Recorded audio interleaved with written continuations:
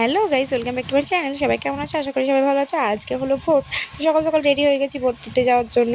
আর এটা আমার হলো সেকেন্ড টাইম ভোট। আর এতটা রোদ উঠেছে সকাল থেকেই, তো দেখো আমার মাথার উপর সূর্য মামা মনে হচ্ছে চিকচিক করছে।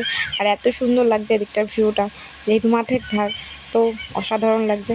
আমি ভিডিও করছি তাই নীল বলছে দেখো কত সুন্দর লাগছে দেখতে। সত্যি খুব সুন্দর লাগছে। আর এই বাঁধের উপর দিয়ে উঠে আমরা যাব। তো এদিকে চলে এসেছি আমরা ভোট কেন্দ্রের, আর এত ভিড় ধারণার বাইরে। তো এসব দেখে শুনে ভাই আমাদের দাঁড়িয়ে থাকার ক্ষমতা নেই, তো আমরা পালিয়ে এলাম ওখান থেকে। আমরা বলছি ভোটটা একটু পরেই এসে আবার দেবো। তো তার জন্য চলে এসেছিলাম বাড়ি, ওখানে ভোট টোট না দিয়ে অত ভিড় দেখে। আর সৈকত যেহেতু কান্না করছিল, আর সৈকত সামনে বসে আছে, তার জন্য আমার কাছে দেখা যাচ্ছে না, ওর বাবার কাছে বসে আছে। আর এদিকে ওর বাবাকে বলছি দেখি দেখি একটু পোজ দাও দেখি। ওর বাবা বলছে ও রোদের মধ্যে কী পোজ দেবো। তো এত সুন্দর ভিউ, তোর বাবা বলেছে এখানটা করে আমি গাড়িটা আস্তে আস্তে চালাচ্ছি, তুমি দেখো দারুণ লাগছে দেখতে, ভিডিও করে নাও এখানটা করে। এত ভিডিও করো আর আসল জায়গায় ভিডিওটাই করতে ভুলে যাও। সত্যি জায়গাটা এত সুন্দর না, এখানটা করে নাচের ভিডিও করলে হেভি হবে। তো এখানটা করে রানী যদি আসে তো লাফিয়ে ভিডিও করতেই চলে যাবে। আর এদিকটা অনেকটা দুর্বল, এদিক থেকে অতটা আসা যাওয়া করে না, তাই আমাদেরও অতটা আসা যাওয়া হয় না। আর তারপরে আমি নীলকে বলছিলাম দেখো এত সুন্দর ভিউ, প্রত্যেকদিন বিকালবেলা একবার করে তো নিয়ে আসলেই পারো, প্রত্যেকদিন বাদ দাও সপ্তাহে একদিন করে তো নিয়ে আসতে পারো। নীল বলে ওরে বাবারে আমার দোকানে কাজ দিত, আমি তোমাকে নিয়ে ঘুরে ঘুরে বেড়াবো। হ্যাঁ একদিন তো নিয়ে আসাই যায় ভাই, আমি থরি না পার্কে নিয়ে যেতে বলেছি, আমি এই বাদের রাস্তা দিয়ে নিয়ে যেতে বলেছি। তো আমাকে উত্তর দিল তুমি একা একাই চলে আসতে পারো, যেহেতু তোমাদের নিজের গ্রাম, কোনো ব্যাপারই না, এটা তো শ্বশুর বাড়ি, ধরতে গেলে নিজেরই বাড়ি। তো যতই হোক নিজের বাড়ি আর শ্বশুর বাড়ি অনেক পার্থক্য আছে। আমি ওখানে সারা দিন ঘুরে ঘুরে বেড়ালেও কেউ কিছু বলবে না, বাট এখানে আমি 1 ঘন্টার মতো ঘুরে বেড়ালেই বলবে এই দেখ পাড়ার বউ হয়ে ঘুরে ঘুরে বেড়াচ্ছে, বাড়ির বউ হয়ে। তো এটাই হলো পার্থক্য। আর এখানে একটা বেল গাছ আছে, যেটা নীল বলছে আমরা অনেক ছোটোবেলাতে লাগিয়েছিলাম, দেখো এখন অনেক বড় হয়ে গেছে। আরেকজন মিলে লাগিয়েছিল, সে এখন আর নেই, সে মারা গেছে। তো তাই বলছিল যে এখানটা করে আমরা এই গাছটা সবাই মিলে লাগিয়েছিলাম। এই যে দুই সাইডে দেখতে পাচ্ছ, এগুলো হলো ঢ্যাঁড়স গাছ, আর হলো কুমড়ো গাছ, আরও কিছু কিছু গাছ আছে যেগুলো আমি নাম জানি না, বাট আমি ভালো করে বুঝতে পারছি না যে ওই গাছগুলো কি দূর থেকে।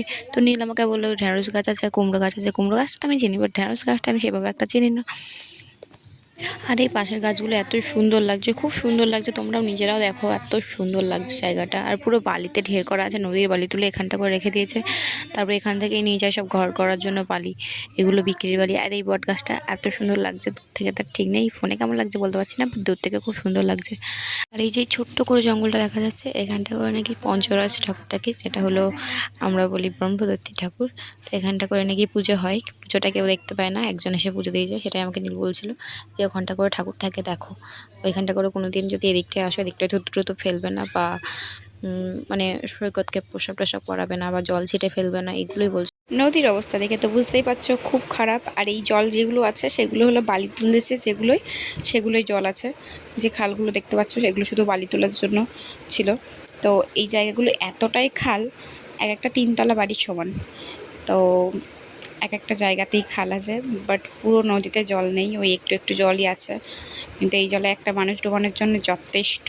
কিছুদিন আগে এই জলেই আমাদের সব বাড়ির ছেলেপুলেগুলো ডুবে গিয়েছিলো, তারপর আবার তুলে নিয়ে আসা হয়েছে।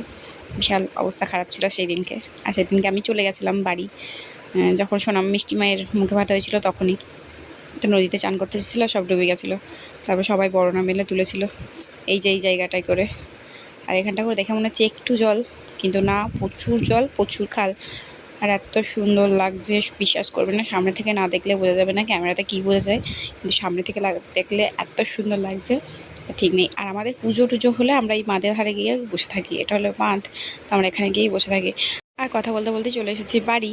আর বাড়ি এসে দেখছি মা নেই, মা তালা মেরে চলে গেছে স্নান করতে, মা এখনও পর্যন্ত পুকুরেই স্নান করে। আর এখানে সৈকত, আমি রাস্তার মধ্যে বসে আছি, রাস্তার মধ্যে বলতে পাশের বাড়িতে বসে আছি। তারপরে মা এলো, তালা খুললো, আর আমি বাড়িতে এসে পুরো ঘেমে চান হয়ে গেছি। আর এখন আর কিচ্ছু না, যাওয়ার কোনো সিন নেই, সেই যাবো বৈকালবেলা, এখন খেয়ে দিয়ে ঘুমাবো। তো চলো বৈকালবেলা দেখা হচ্ছে। এখন বৈকাল হয়ে গেছে আর আমরা বের হচ্ছি ভোট দেওয়ার জন্য। তো আমি রেডি হয়ে গেছি, আর চলো আবার হয়ে গেছি বাদের উপর দিয়ে চলে আসলাম। আর দেখো বৈকালবেলার সিনটা কেমন লাগে, এই যে সেই জঙ্গলটা আর এই নদীটা দেখেই বুঝতে পারছো সব। আর বিকালবেলার ভিউটা আরেকটু আলাদা, কিন্তু সকালের ভিউটা আরও সুন্দর লাগছিল দেখতে। আর নীলকে আমি বলছিলাম দেখো কত সুন্দর লাগছে ভিউটা, কি রোমান্টিক ফিল আসছে। তো একটু মাঝে সাঝে আমাকেও একটু নিয়ে আসতে পারো ঘুরতে, এরকম ভোটের অজুহাতে। তো ভোর তো আর দিন রাত হয় না, নীল আমাকে বলছে ভোর তো আর দিন রাত হয় না, তো এরকম করেই আসতে হবে কাজ অক্সিজেনে। তো এখানে এসে দেখছি আবার প্রচণ্ড ভিড় রে ভাই। সৈকত এখানে টাইম দিয়ে দাঁড়িয়ে আছে আমার সঙ্গে, আরও আমার হাতটা ছাড়াবার চেষ্টা করছে তো বাবার কাছে যাবে বলে। আর বাবা ওই দিকটা পানে দাঁড়িয়ে আছে, ছেলেদের লাইন আলাদা, আর আমি মেয়েদের লাইনে দাঁড়িয়ে দাঁড়িয়ে বোর হচ্ছি। ভাইরে ভাই, ভিড় কি কমে। তারপরেই আমি ভিতরে চলে এসেছি ভোটের মানে স্কুলের ভিতরে। আর স্কুলটা দেখো বেশ ভালোই, ছোটোর মধ্যে সুন্দর। এটা হলো প্রাইমারি স্কুল, তো যথেষ্ট ভালো। আর এদিকে আমার ভোট দেওয়া কমপ্লিট, আর আমি ভোট দিয়ে চলে এসেছি বাইরে, কিন্তু সৈকতের বাবা এখনও আসেনি। তো সৈকতের বাবা চলে এসেছে আর আমরাও বের হয়ে গেলাম বাড়ির উদ্দেশ্যে। তো চলো যাওয়া যাক বাড়ি। আর আমাদের তিনজনকে কেমন লাগছে দেখো, তিনজনকে আমাদেরকে সত্যি সুন্দর লাগে, বাট কারোর নজর না লাগে। আমাদের লাইফটা এরকমই যেন কাটে। আর সন্ধ্যাবেলায় মিষ্টিমাকে নিয়ে চলে এলাম।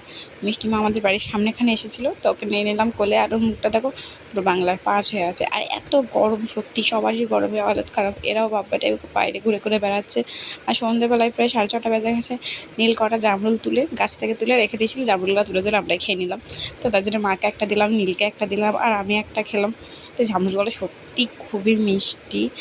আর জামরুলগুলো মাকে বলছি মা নাও, মা বলছে যে পরে খেলে হতো না, ঠান্ডা আছে এখন। আমি বলছি ঠান্ডা নেই, খাও, তো ভালো লাগছে দেখতে।